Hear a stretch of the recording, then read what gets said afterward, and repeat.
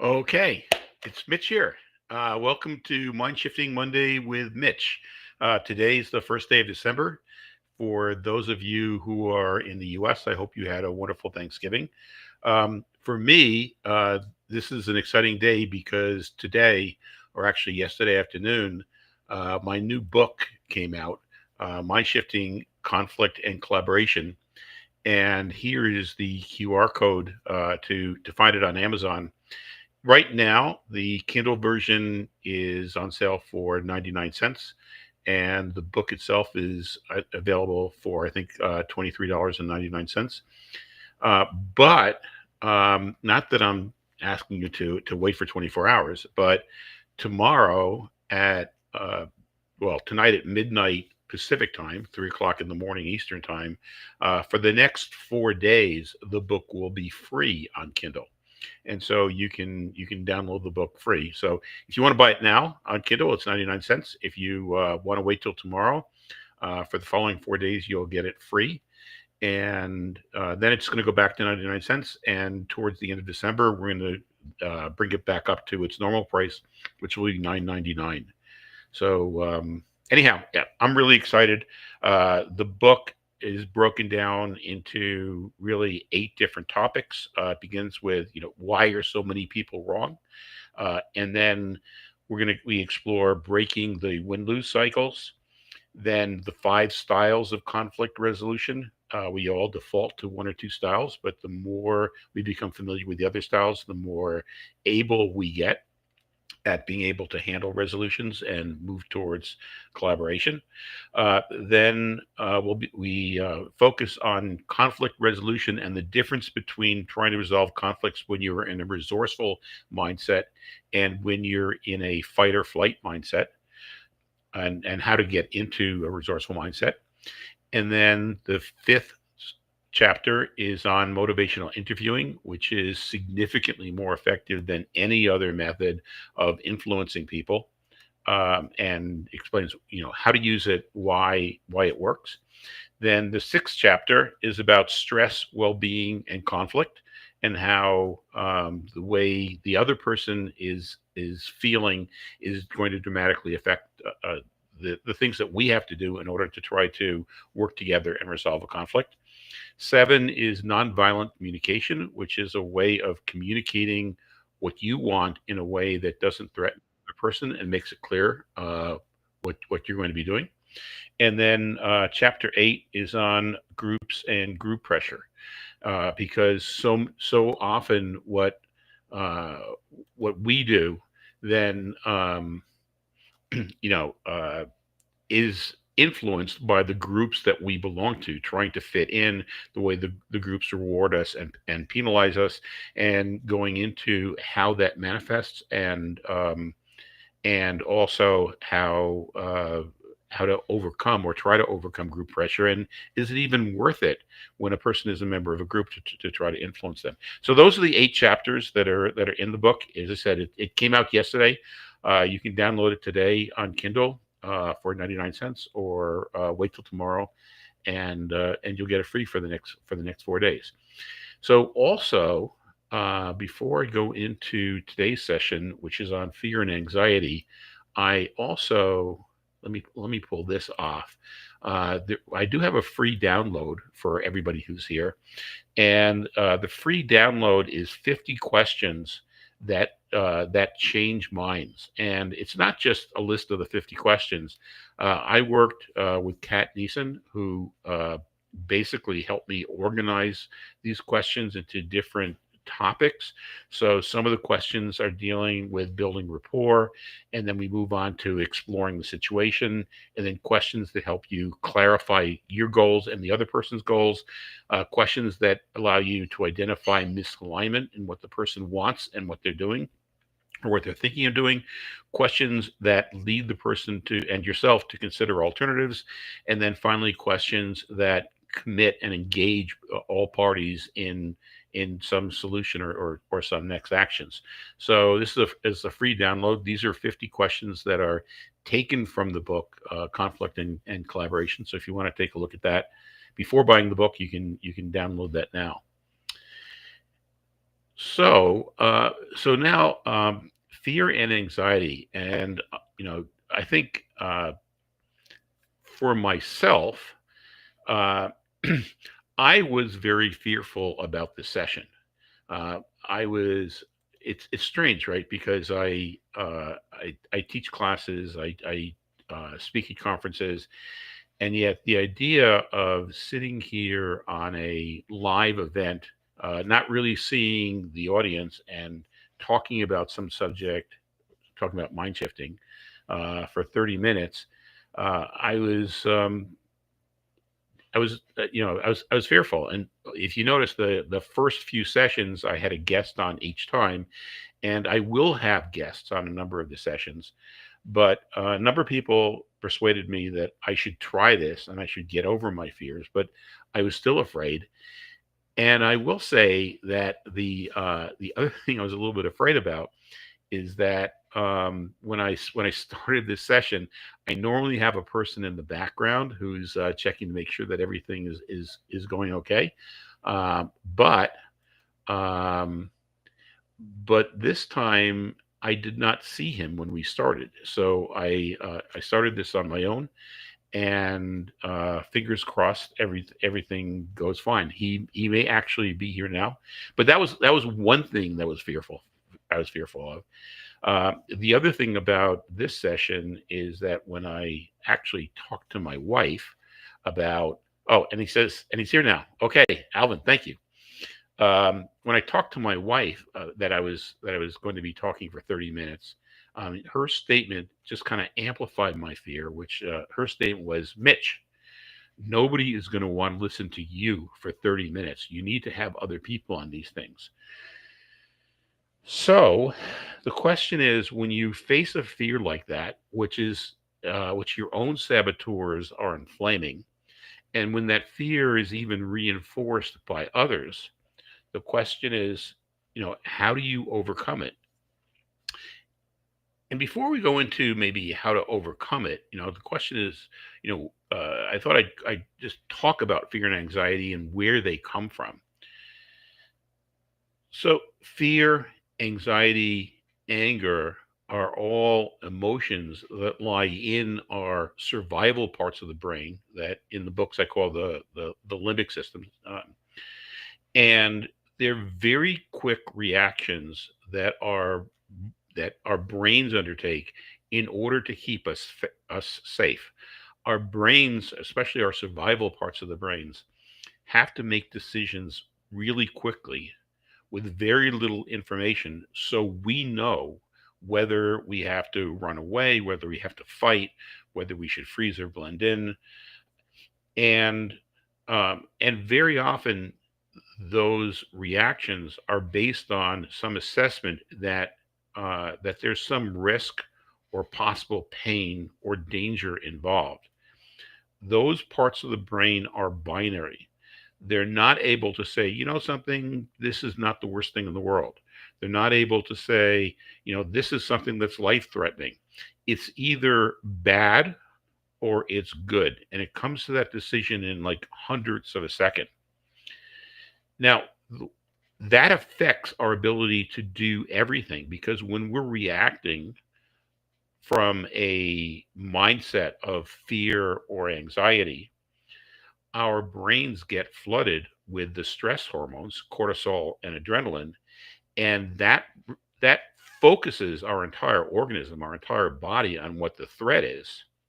But it also, because it's focusing on the threat, reduces our ability to take in new information, to think critically, to think creatively, and to self regulate. And so, in those moments where we're feeling the fear and anxiety, we are so focused on what we think the danger is that uh, that we're not able to then think, well, something, this is not going to kill me, and this is something that's going to I'm going to learn from this. I'm going to be able to practice something. Um, we're basically frozen and stuck in that fight or flight mode, and when we try to fight it ourselves, it comes back even stronger. So in the first book, the Stop Your Brain from Sabotaging Your Happiness and Success, we go through the three mechanisms, internal mechanisms for overcoming those saboteurs, that saboteur behavior. And those three mechanisms start with self-awareness, or what could be called metacognition, but to be aware that, oh my gosh, this is a limbic reaction. This is something uh, that my limbic brain is reacting to a situation because it's assessing it to be danger. Um, so self-awareness is the first, and then the other two follow. One being positive, possibly positive self-talk, which is talk that opens us up to other possibilities, and a second mechanism, or the third mechanism that we have is to focus on something else to distract our brain, and we can do that through things like meditation or mindfulness or going for a walk or exercise, listening to our breath. Some people do it through music. Last week I had Kevin Honeycutt on, and we talked about one technique for reducing our fear and anxiety, which was the sage perspective. And in the sage perspective, you are asking yourself these questions, or somebody else is asking you the questions. Uh, Questions like, in 5 years, are you really going to care about this? If you do this, and whether it succeeds or whether it doesn't, what are you going to learn? If you do this, whether it succeeds or it doesn't, what are you going to be able to practice? And if you do this, whether it succeeds or whether it doesn't, uh, what action are you going to take afterwards? And that action could be something that rewards yourself. And in Kevin's case, I think it was going for ribs after teaching as a substitute in an elementary school class. So that was what we did with Kevin, but the books go through a lot of different techniques that we can go through in order to calm themselves. And um, the question is, like, what did I do to calm myself? And so in order to do that, uh, I first of all, I was aware. Uh, I I knew that whether or not people came and listened, and whether or not I was actually boring people by talking for half an hour, despite um, my best intentions, um, that I was going to survive. That this really was just a limbic reaction. And then the question was, like, what? How do I calm myself down? And the first thing that I did is I did some breathing. So basically, what I did is I listened to my breath for 4 times. And so maybe I'd like to try this with you all also who are listening. Just sit back, and if you want to, you can close your eyes. I'm not going to close my eyes because I'm on camera. But sit back and relax, and as you breathe in, listen to the sound of the air coming in. And then as you breathe out, listen to the sound of the air breathing out. And now, as you breathe in, listen to the air breathing in again. And as you breathe out, listen to the air coming out. And let's do this one more time. Breathe in, listening to the air as it comes through your nose into your lungs.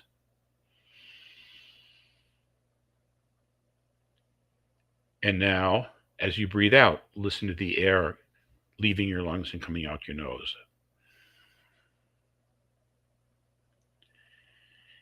And then the next thing I did is I continued my breathing, but I actually concentrated on feeling my chest and stomach expand and contract. And so let's do that 3 times together also. Let's, as we breathe in, concentrate on feeling your chest expand. And now, as you breathe out, listen to your chest contract or feel your chest contract. Now, feel your chest expand as you breathe in. Now, feel your chest contract as you breathe out. And let's do this one more time. Feel your chest expand as you breathe in. And feel your chest contract as you breathe out.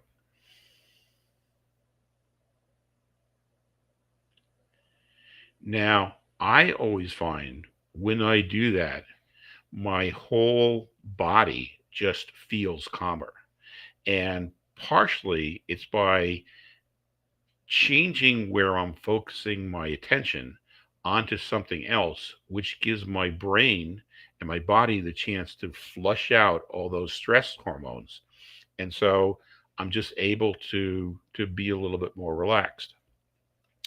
And then the next thing I did is once I started feeling a little bit more relaxed, I did some self-talk. And in order to demonstrate that, I think what I'm going to do is so that you know the difference. I'm going to put on this hat. I'm going to try to put on this hat. I'm not sure I'm going to be able to do that. Okay, well, I'll put on this hat and hold it down like this while I'm doing the talk to myself, the suggestions, and then I'm going to take the hat off as I'm explaining how my reaction is going to be. So I would do self-talk, the self-talk that can calm me down. This technique is to get me focused on things that I've done before where I've overcome adversity. So the first thing I would say to myself is, well, uh, Mitch, just think back. Have you ever done things in the past that were really, really difficult, where you thought you might not be able to finish them, or you thought you might not be able to conclude them, and you were anxious about them? And yeah, I think we all can do that. For myself, I'm thinking, well, I created all the mind shifting courses, three different mind shifting courses, and I could have given up any time as I was creating those.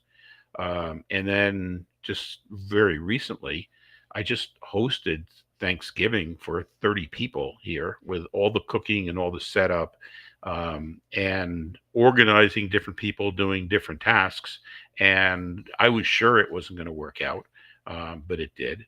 And then just writing the mind shifting book, I almost stopped about two or three times. So yeah, so those are some of the things that I've done. And then back to questioning myself. Well, let me ask you another question.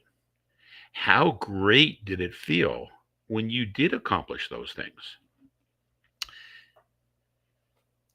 And I have to say, when the book that just came out, when yesterday I took a look on Amazon and I saw that the book was available for sale, it's like I felt pretty darn good. Like I did it. So when I taught the course, when I finished the first mind shifting course, and the in that case I was teaching undergraduates, when they stood up and cheered, it was like, yes, something I've helped people learn how to think better. So yeah, when I accomplished those things that I didn't think I could do, I really felt great. Then, well, are you proud of yourself that you did those things? It's like, yeah, I think I'm proud of myself. I think I celebrated. Yeah, yeah, I am proud of myself. Well, when you were in doubt and you thought you'd give up, what did you do in order to persist and keep on doing it and not stop? And I was like, well, what I did is I kept in mind that what I was doing was actually going to be helping people, that I was going to enjoy it, and that they were going to enjoy it. So, in other words, by imagining how you would feel at the end, you were able to resist the fear and anxiety that you felt about doing those. Isn't that really what happened? It's like, yes, that's exactly what I felt. Well, now that you know that you've done this with past events, do you think that you could do that with this event also? Do you think that you could think how great you're going to feel after the 30 minutes is over and you've actually accomplished it, and people probably aren't going to be bored? So, yeah, I can imagine after the 30 minutes that I'll feel great about accomplishing it. And I guess when I listen to it, most likely I'm going to listen to it and I'm going to feel, you know, something that was pretty not bad. So, how do you feel about it now?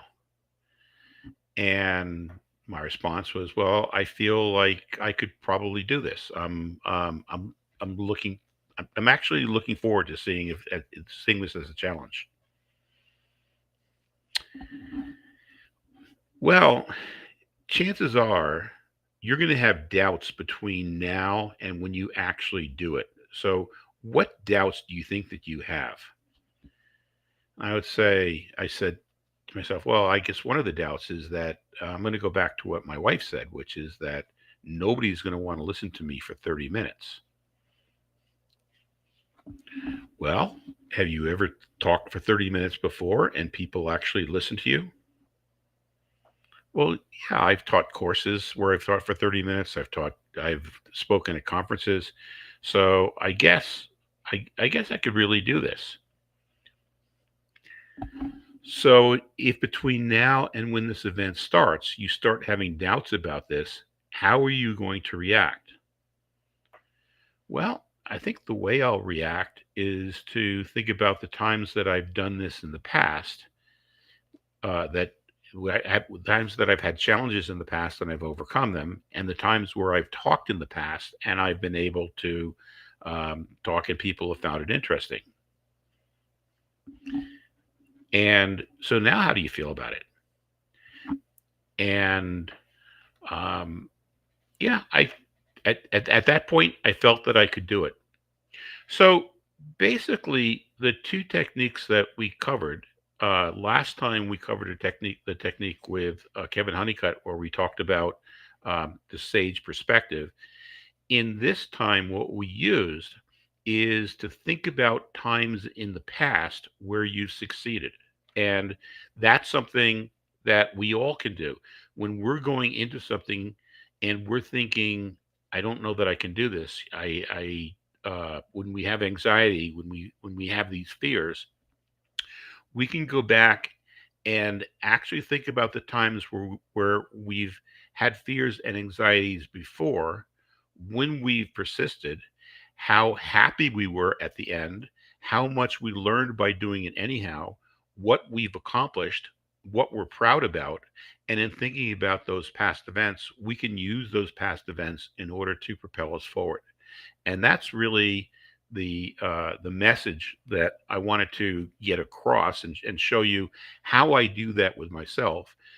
Maybe by going through those questions yourself, um, y- you can use those questions when you detect other people, like if you have children and they're anxious, or you have a spouse or coworkers or friends and they get anxious. Maybe you can do that with them, and maybe you can do that with yourself as well. Is ask yourself, what were the things that I'm most proud about? Where I, what were the occasions as I was doing those where I had anxiety or fears? How was I able to overcome them? What was it like when I finished them? How proud am I about doing this? And and then once the fear and anxiety starts going away, to then what I would call it future pacing. It's like, well, your anxiety is probably going to surface again. How are you going to overcome that anxiety when it does surface the next time? And so, going through those steps with yourself, or going through those steps with other people to help them, is something that you'll be able to do as well. So some of the takeaways that I'd like you to take away from this session is, it's human to have anxiety or fear about doing something new. Whether that something new is closing a sale, whether it's asking for something, whether it's setting boundaries, whether it's stating your needs, anytime we do something like that, it's only human to have some anxiety or fear about it, and that's a limbic reaction. Second thing to take away is that we can't fight it. Okay, that um, that we can't just steel ourselves and say, "Come on, you idiot! You can overcome this." Or it's also hard to be prepared to overcome the fear and anxiety if we don't spend some time in preparation. So, how do you prepare? Well, you prepare by first of all calming yourself through some type of distraction. We just did it with breathing. And then you start asking, one technique would be to start asking yourself about things that you've done where you have had anxiety in the past, but you've done them anyhow, and they've worked out, and how you felt afterwards. For more techniques on being able to do this with others, there's the book. Let me get the QR code back up here. The conflict and collaboration book, and again, you can download that.